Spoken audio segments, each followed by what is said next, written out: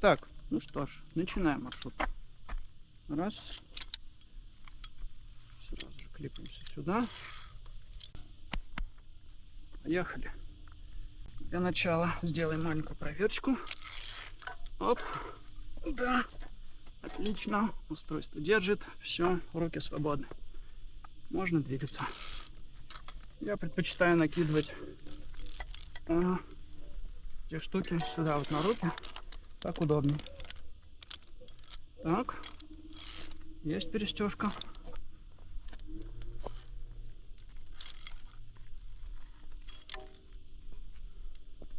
Почему так удобнее? Потому что, когда я поднимаю руку, она тянет за собой обе страховочные точки. Так. Вот цепь, про которую я говорил. То есть ее можно использовать как станцию для страховки. Но на некоторых феррофератах такие цепи используются вместо железного троса. Так. Следующая точка. Так.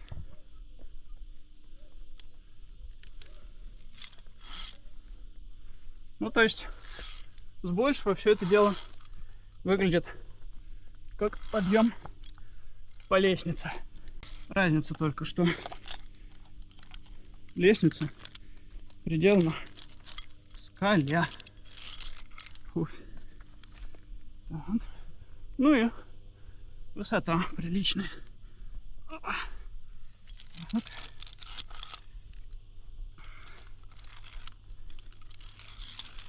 Бывают не очень удобные места.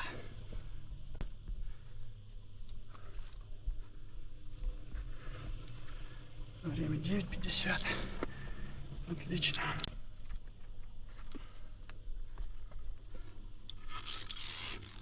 Ну вот, спустя всего пару минут я уже около ключевой секции маршрута. Сейчас преодолею вот это нависание, и дальше маршрут будет уже просто веселым развлечением. Так.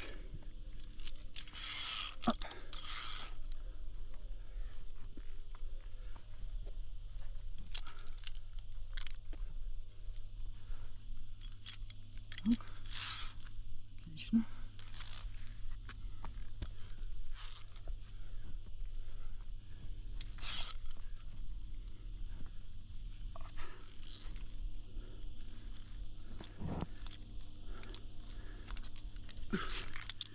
Это самая неприятная часть. Вот эта перестежка на нависании. Ой. Ну, если не забывать, что можно использовать элементы скалы, не только металлические элементы, то это не так уж сложно. Ой.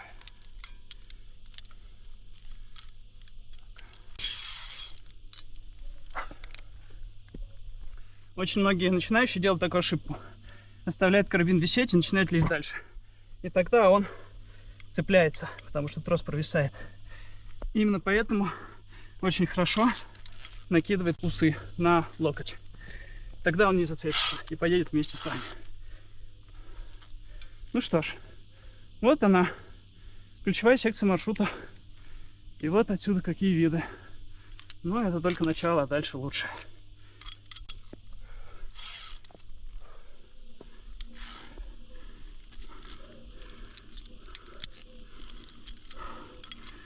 Также очень удобный прием — это цеплять на перестежке ступеньку локтем. Это позволяет рукам немного отдохнуть и освобождает вторую руку для помощи первой. Фух.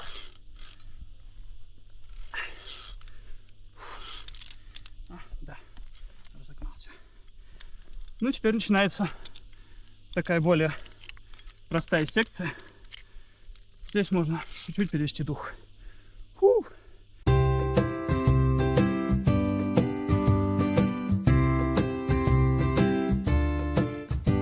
А вот здесь на тросе есть вмятина. Вот она. Похоже, что кто-то сорвался, хотя непонятно почему. Секция совершенно простая. Вот я прошел вторую секцию виоферраты. Это одна из самых простых, наверное, секций.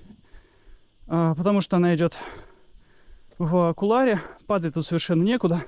Здесь стена, вниз по уклону не очень большой.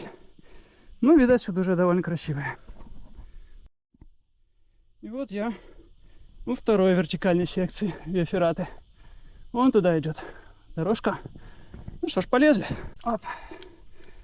Кстати, если не следить за самостраховкой, то она вот так перекручивается постоянно. Есть самостраховки с вертлюгами, они позволяют избежать вот этих барашков, но тогда закручиваются сами страховки. Все равно это не идеально. То есть у них нет особого смысла. Нужно просто их периодически распутывать. Фу, полезли.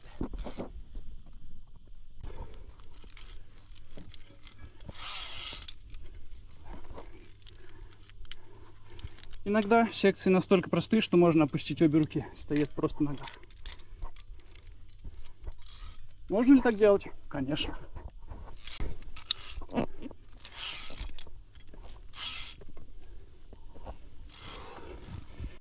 Красиво.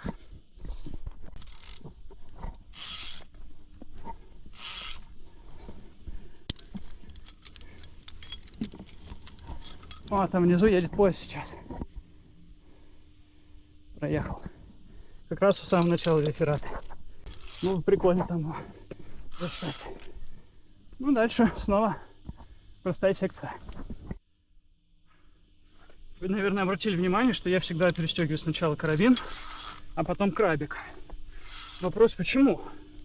Это техника, описана в инструкции к именно этому феррато-сету. Почему так? Потому что если я сейчас отстегну крабик, сет превращается в обычный сет с двумя карабинами. То есть если я в этот момент срываюсь, я долетаю до следующей точки закрепления троса, ну и потом только он меня остановит. Но если я перестегну сначала карабин, вот в этот момент я все еще зафиксирован крабиком. То есть в случае срыва он остановит меня, я останусь здесь, дальше не полечу. Поэтому сначала карабин, потом крабик. Ну и вопрос. Этот сет стоит вдвое дороже, чем обычный сет с двумя карабинами. Стоит ли оно того? Я могу сказать, точно стоит. Безопасность превыше всего.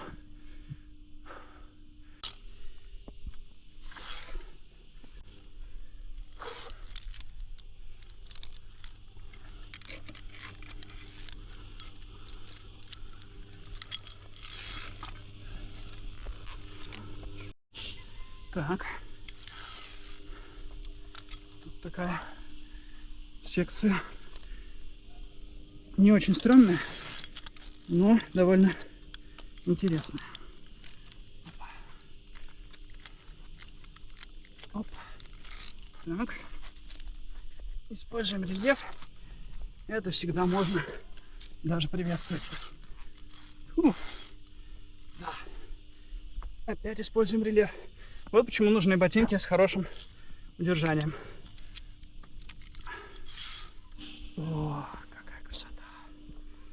И тут еще одна немного нависающая секция. И снова используем рельеф. Рельеф — это такие же ступеньки. Оп. Ой. Так. Так.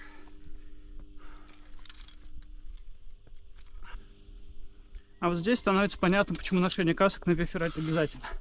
Это все-таки альпинистский маршрут, и скала прочищена не полностью. Все вот эти мелкие камушки, если неаккуратно ступить, могут быть сброшены вниз. А внизу-то у нас проходит маршрут, и там ходят люди, поэтому каска. Ну вот я и добрался до троллея. Вот тут такая информационная табличка. Вот он как закреплен, с возможностью натяжения, если трос ослабнет. Плюс он еще раз застрахован к скале. И вон туда нужно будет прокатиться на ролике над пропастью. Это весело. Жду не дождусь. Но мне надо переждать и дать камере немножко остыть. Время 10:11. То есть 20 минут я добирался до этой точки. На Виа Феррате, если возникает потребность снять рюкзак, его нужно обязательно пристегнуть к чему-то надежному. Можно к себе, можно к скале. Ну и себя тоже всегда нужно пристегивать. Безопасность превыше всего. Бьем. Подготовка переправы. Берем ролик. Фу. Надеваем, цепляем его к карабину. Муфтуем, регулируем длину. Так. Дальше. Теперь мы уже пристегнуты к веревке, не к тросу.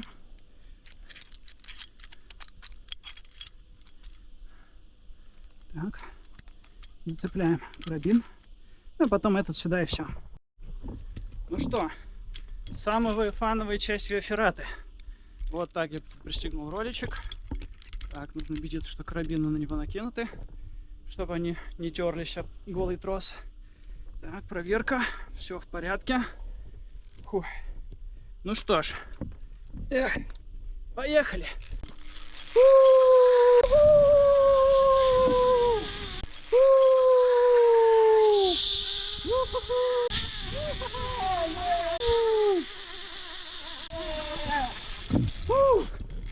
Это фан. Просто фан. Класс. Круто, но недолго. Так, теперь все это дело надо снять. Ну вот, все, лезем дальше. Оп. Надо побыстрее, чтобы камера успевала охлаждаться. Так. А, тут короткая часть. Вот уже топ.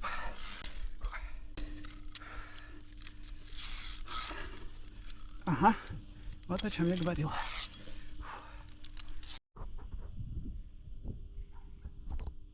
Ну что, я считаю, что это промежуточный финиш.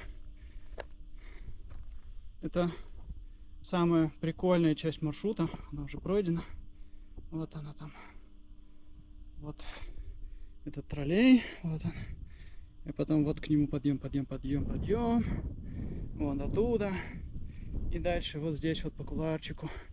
Вниз, вон туда, и там старт трассы. Дальше трасса идет вот так. И вот там еле-еле видно канатная переправа.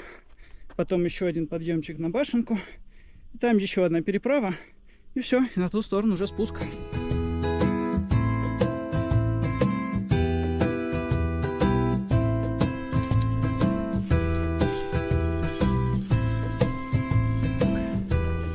О, ветерок сегодня. Погодка просто благоволит. Как же мне повезло, что посреди такого жаркого лета выдался один-единственный денек с облаками и ветерком. Супер.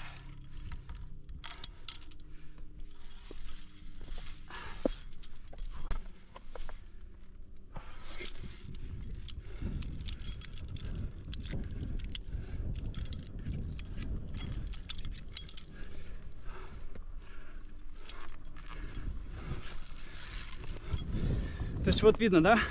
Сейчас я иду с двумя карабинами, они висят внизу. Если я срываюсь, я лечу до следующей точки страховки. Не очень приятный экспириенс. Надеюсь, никогда его не испытать.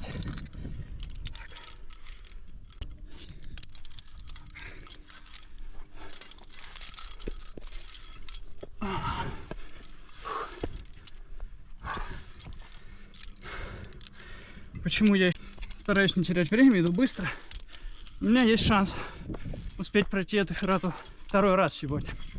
Потому что у меня поезд только в 3, а сейчас 10:30. Так, ну и вот мы пришли к переправе. Высота тут не очень большая. Вот такой куларчик. Тут метров 15, наверное, длины эта переправа. Так, сейчас переходим. И потом наверх. При переправе по таким мостам желательно к страховочному тросу пристегиваться еще и обычной самостраховкой. Почему? Потому что в случае, если где-нибудь посередине упадешь, эти ремни натянутся, и ты повиснешь где-то под нижним тросом. И выбраться самостоятельно, если ты один, будет довольно трудно. То есть это не опасно, просто очень неприятная ситуация. Так что пристегнулись обычным тросом Никакого фактора рывка тут не предвидится. Раз, повис, встал, пошел дальше. Но проблема. Поехали. Вау, как громко. Вау, красиво. А там уже другая сторона ущелья. С той стороны спуск с Фераты. Там я сейчас тоже пойду.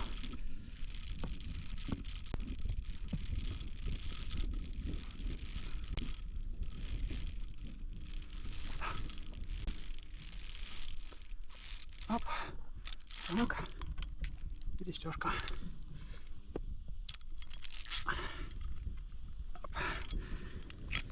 Раз. И освобождаем сам страховку.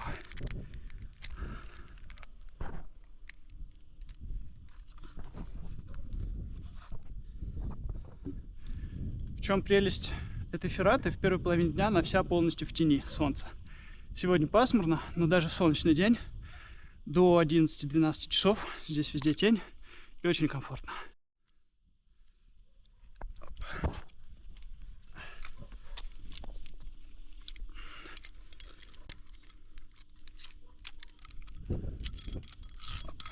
Дальше у нас вертикальный участок. Хочу нормальную страховку.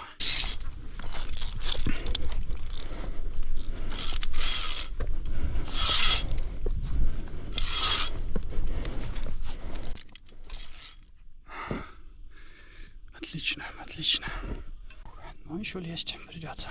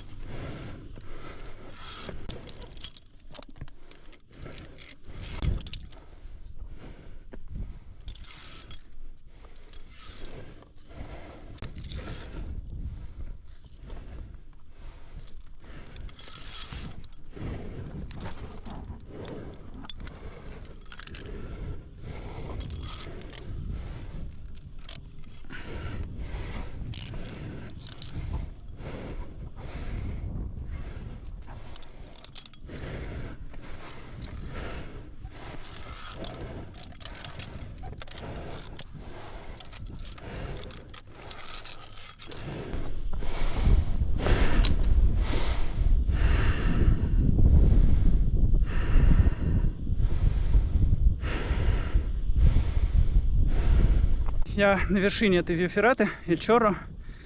Сейчас мне предстоит еще одна параллельная переправа, переправа по параллельным веревкам. И все, и дальше спуск. Ох, красота! Красота! Ну что, надо двигаться дальше. Здесь мы перебираемся через вершину. Очень узкий проходик, надо помочь снаряжению. И дальше интересный момент. Дальше у нас здесь есть небольшой спуск. Спускаться на скалах, как известно, гораздо труднее, чем подниматься. Но есть еще один неприятный момент с моим светом. Если я срываюсь на спуске, то мой крабик едет вниз. Поэтому его нужно развернуть в обратную сторону. Естественно, двигаться он туда не будет. Его придется ослаблять и свозить рукой по тросу периодически. Когда идешь вниз, порядок перестежки обратный. Сначала крабик, по той же самой причине. Сейчас я отстегнул карабин и остаюсь пристрахован к крабу. То есть я далеко не улечу. Окей. Так. Используем рельеф там, где надо. Пролезли, спустили краб. Примерно до уровня колена. Не очень далеко. Перестегиваем моего крабика. Теперь карабин.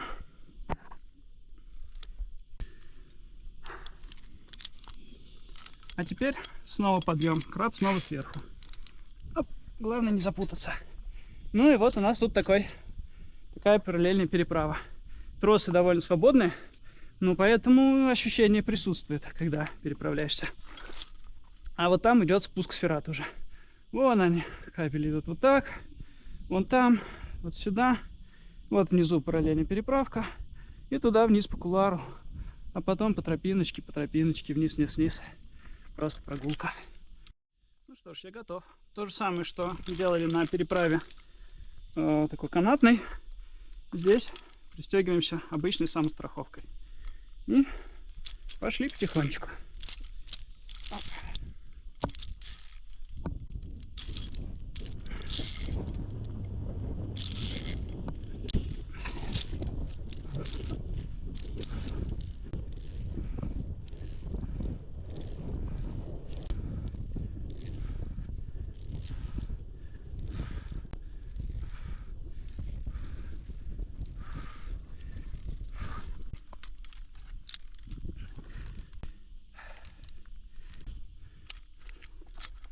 Фу. Да, вот так. Все. Дальше спуск. Фу. Оп. Фу. Итого на активную часть маршрута час уходит.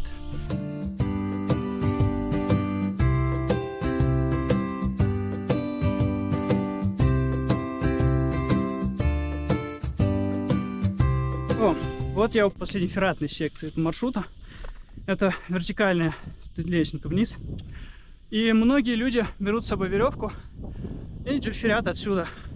Просто цепляют ее сюда, к ступеньке. И пошел дюльфер по двойной веревке. Это хорошо, чтобы практиковать дюльфер. Либо если у вас с собой так и так есть веревка. А она иногда нужна на феррате. Например, если с вами идут дети. Детей обязательно нужно подстраховывать обычной веревкой. Потому что они могут запаниковать, отцепить оба карабина просто по ошибке невнимательности. Либо просто им будет тяжело пролезть, тогда за веревку их может быть подтянуть и помочь. Либо, если есть полные новички, которые то же самое могут запаниковать. В общем, если есть веревка, почему не дюльфернуть? Но веревка здесь совершенно не обязательно, вполне можно спуститься и по ступенькам. Дальше. Здесь такой спуск не очень очевидный. Я в прошлый раз ушел не в ту сторону, пошел, спустился и сразу пошел туда, за поворот. И зашел в ущелье. Еле потом оттуда выбрался. Нет. Тут нужно спуститься и пройти вдаль, вон к тому заброшенному колодцу. И мимо него тропинка уходит уже на ту сторону ущелья. И там дальше не заблудишься. В общем, будьте внимательны. Ну, полезли. Ай. Спускаем до колена крабик. Надо убедиться, что он закрылся. И дальше спускаемся, как обычно. Снова сводим его до колена. Закрылся. Полезли дальше. Так. Теперь карабин. Отлично. Так. Еще спускаем. Он иногда цепляется, ничего страшного. Нужно просто прицепить. Так. Здесь тоже такая немножечко нависающая секция. Но ничего экстремального.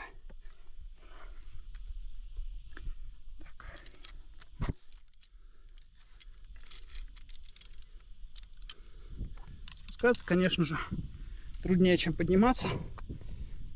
Чтобы краб не соскальзывал с троса, я его придерживаю мизинчиком. То есть делаю вот так.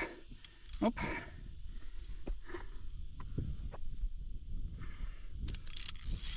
Оп.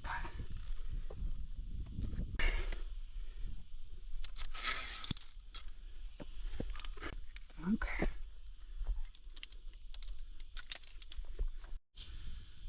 Ну что ж, друзья, вот и закончился наш ферратный трос. От самого начала трассы до самого конца он нигде не прерывался. Я везде был к нему пристегнут. Но теперь трасса закончилась, поэтому я смело цепляю свои карабинчики на обвязку. И дальше иду пешочком. Время 11:04. Час 15 у меня ушел на полное прохождение маршрута.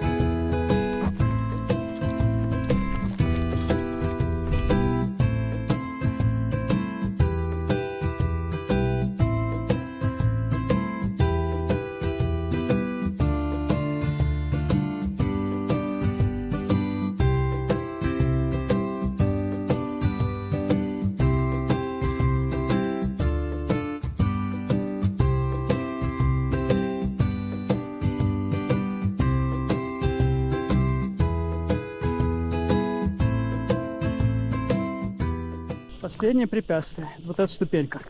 Такой обратный клапан, чтобы назад не лезли. Опа. Осторожненько. Фу. Хорошо, когда ботинки подходящие, с жесткой не скользящей подошвой. Идешь почти как по прямой.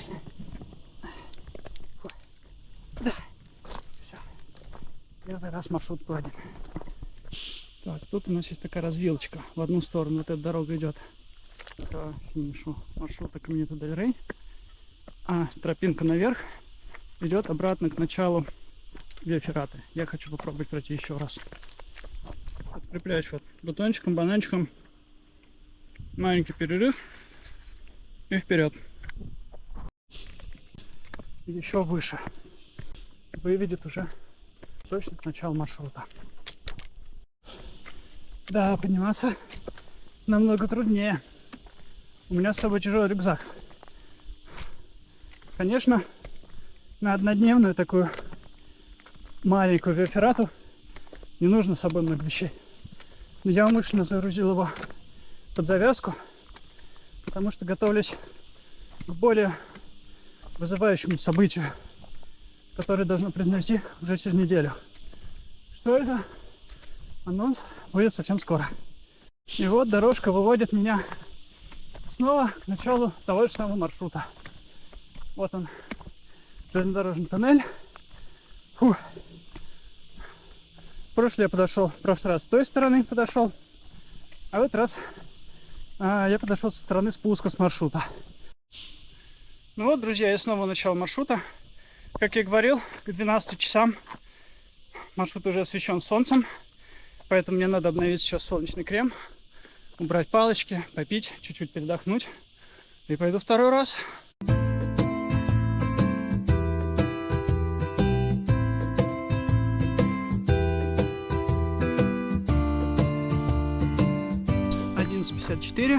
Начинаем очередной круг восхождения. Возникает вопрос. Я стою совершенно без напряжения.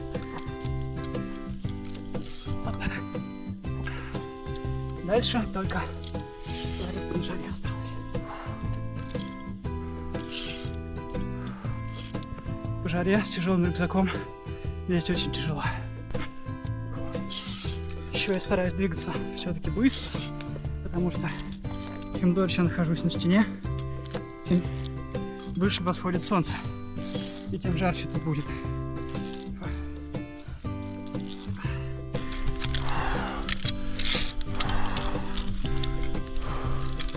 В темноте, да еще и с ветерком, лезть хорошо. Но когда выходишь на солнце, начинает жарить так, что прям вообще самое важное, когда ты чувствуешь, что устал, не начать тупить, не начать делать простых ошибок, таких, про которые я говорил в начале, когда ты двумя руками отстегиваешь сразу 2 карабина. Ой. Пока что ты свежий, с свежими силами, это кажется полной глупостью, но когда ты устал, вот тогда да. Если бы на 10 минут позже я был бы уже на солнце, но сейчас имею удовольствие прохлаждаться в тенечке. Нужно стараться двигаться так, чтобы не получалась отдышка. Но это уже трудно делать. Все-таки я подустал. Там внизу есть место, где останавливаются все люди, прошедшие Каминето дель Рей. И там лавочки, которые продают холодные напитки. Ледяные, из холодильника.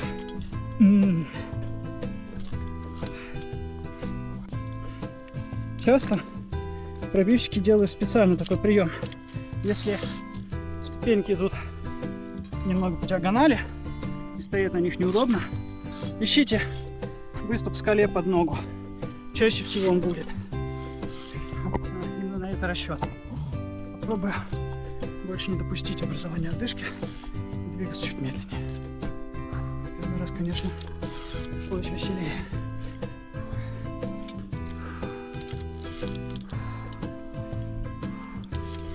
О, вот уже Тиролина. Быстро. Даже не ожидал.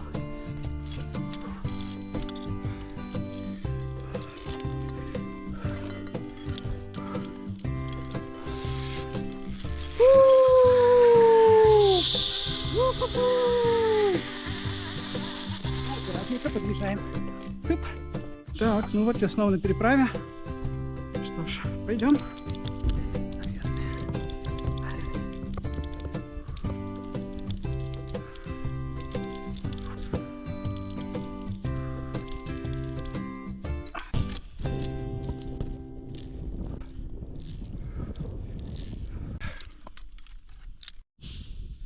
Ну вот, закончил второе прохождение этой виофераты.